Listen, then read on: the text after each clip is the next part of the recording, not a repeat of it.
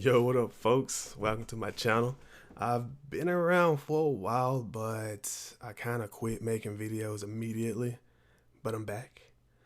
I haven't been motivated, man, for a long time because the mobile game scene they've been dropping consistent L's or consistent DOA games, games that I thought I would be interested in and just lost interest immediately. But one of my favorite franchises has released a sequel. One of my favorite mobile games was Seven Nights. I even went and bought the Switch Seven Nights game also. So I really do like these characters anyway. Seven Nights 2 currently has my attention. So I recorded some Challenger rank PvP matches I did last night, shortly before the reset, just to see if I can get a little closer to Master. Like, I don't know how the reset is going to affect my progress, because you do tier up before you reach a new rank. I don't know if my tiers are going to reset back to Challenger 4,000 points or they'll let me keep whatever I gain. But anyway, you're going to see there's nothing special about my characters. No one's even 13,000 in CP. Rachel and Elaine are both level 30. Spike's only 32. And my Rudy's 34. So we're pretty low level to be in Challenger. Most of my opponents are going to be 6 to 8 levels higher than me. Some 38, some even 40. So I was at a disadvantage. I'm at a huge disadvantage just being in Challenger right now. But I've somehow snuck my way into it. And I'm just trying to catch up with everybody else. Oh no. Alright, so they killed my Rudy. I killed that. We've killed each other's tanks. Let's see how this goes. Now, if I can kill their Spike, great. Okay, so my Spike literally is only there to do a little bit of AoE damage. Well, he's mostly there for the CC. That freeze helps me immensely.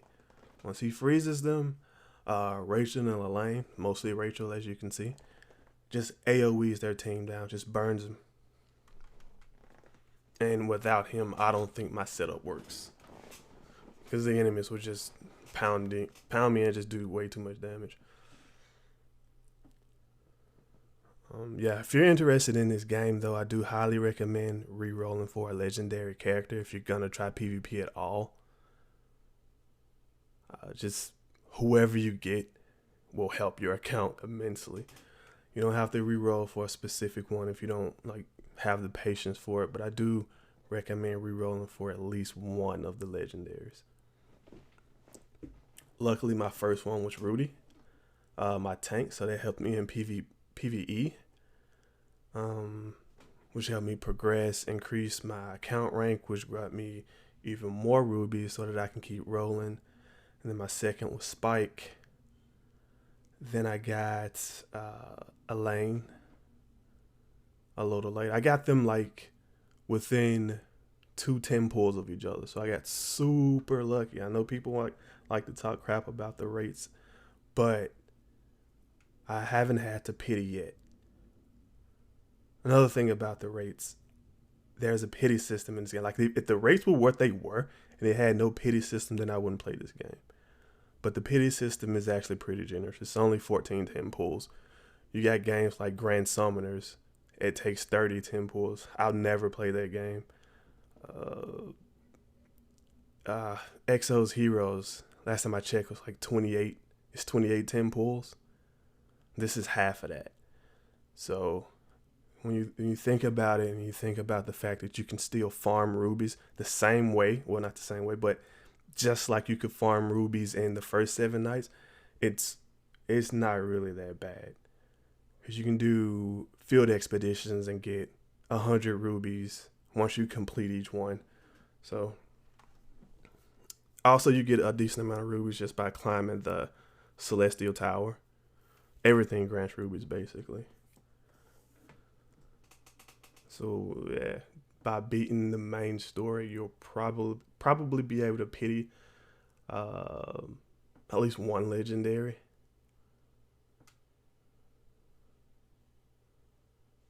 Rudy's one of the focus characters right now. Spike is, and so is, I forgot it. I think it's Colette, which is the highest damaging character in the game right now. She's even in one of the pity. So, as the game, the negativity that the game is getting isn't warranted at all.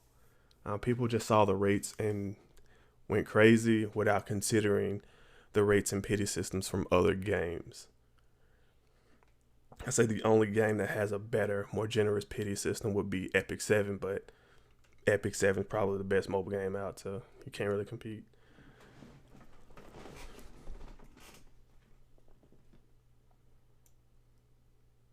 Well, I shouldn't have said compete. You don't really want to compare them to like something like Epic 7, which is the most generous game that you can possibly play. Good rates, really low pity system. I think this one's probably the second lowest that I've seen at 1410 pools.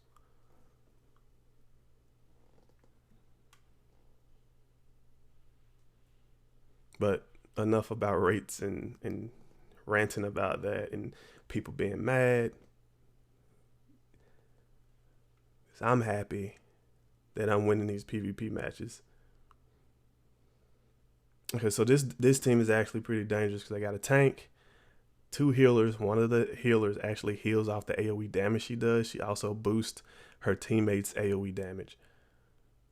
And she lowers their cooldowns, while the other healer boosts their ultimate gauge. And we looked up because we targeted their main DPS. If not, he would have eaten my DPS up and we would have lost this match. So we actually got lucky this one.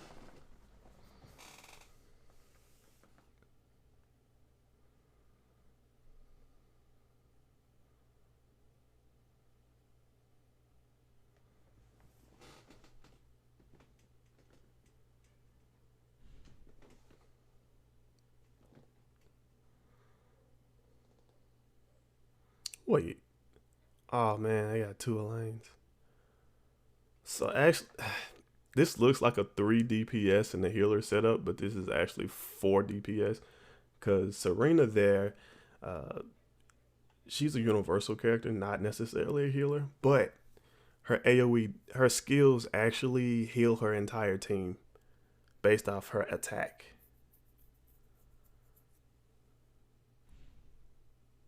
I want to say on paper that's a good idea, but I think a Zerg like that will only work if I didn't have a tank.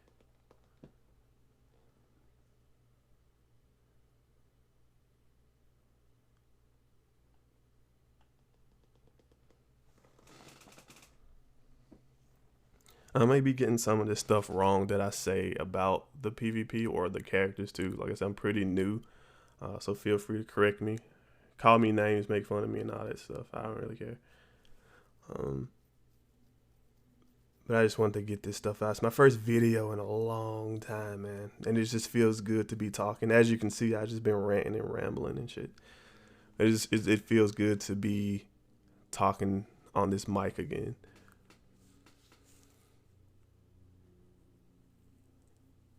There we go, baby. Luck again. I've had some matches where my DPS don't target Dellins, and he just goes ham, just going through my characters one by one. So it's really good to see that my characters are now targeting him immediately after they target the tank. Immediately after the tank goes down. Because that pretty much guarantees that I win. A lot of teams are set up with him being the main DPS, and then they have a spike to CC you while he destroys you.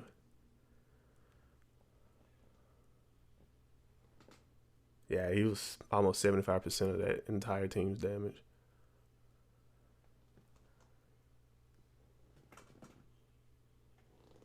Wish I had him.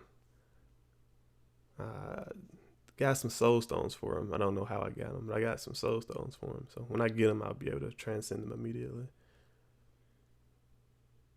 What the hell is going on?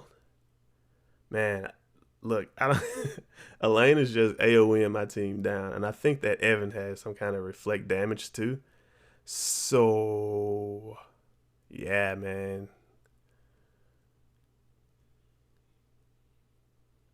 We got destroyed.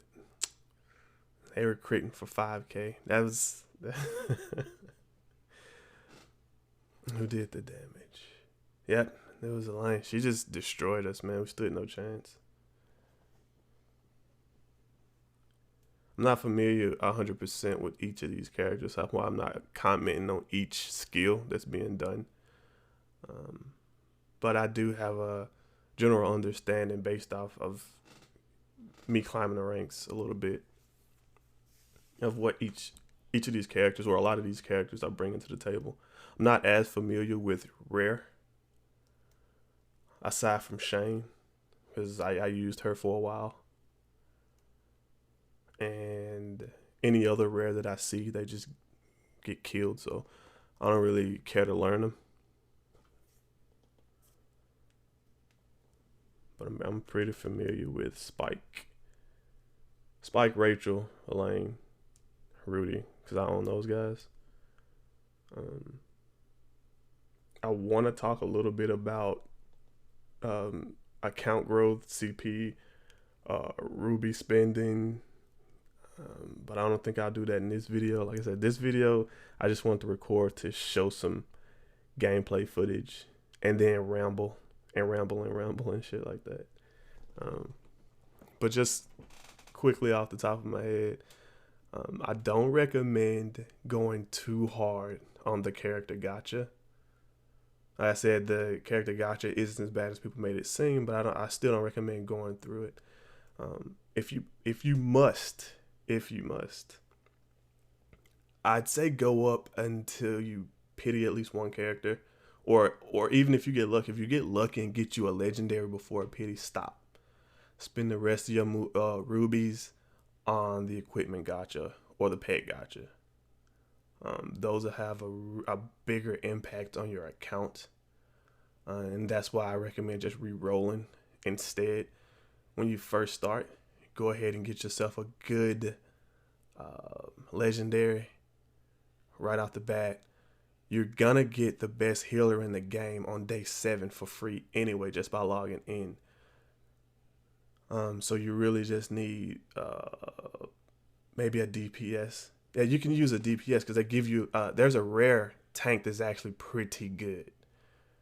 So I would re-roll until I got legendary DPS. Anybody, even if it's a single target one like Shane, will probably help you out the most with PvE, because a lot of the